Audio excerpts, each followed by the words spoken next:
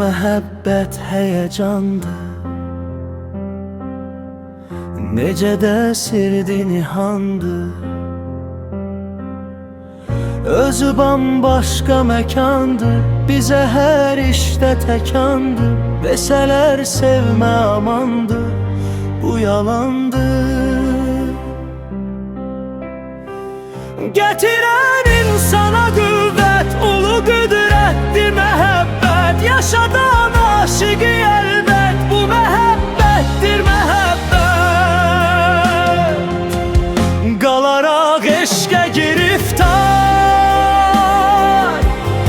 oluruq sevməyə vadar. Ola bilməz açıq aşkar,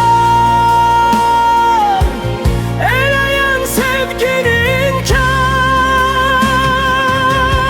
Bu məhəbbət ki əzəl var bizə düçar, oyanan gizlicə xəlvət, necə dəhşətdir məhəbbət. Yaşadan aşıqı əlbət, bu məhəbbətdir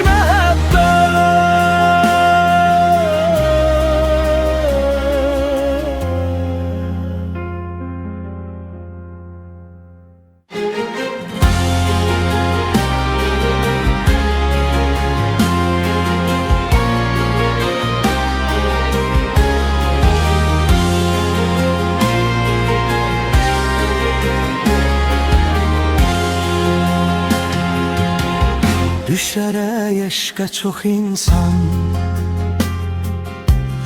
qalır avvarə nigaran. Bu məhəbbət ki var hər an, qoyur insanları heyran. Kimi məcnun, kimi nadan, kimi peşman. Kimə zinət, kimə dəhşət, kimə məhnətdir məhəbbət. Yaşadan aşıqı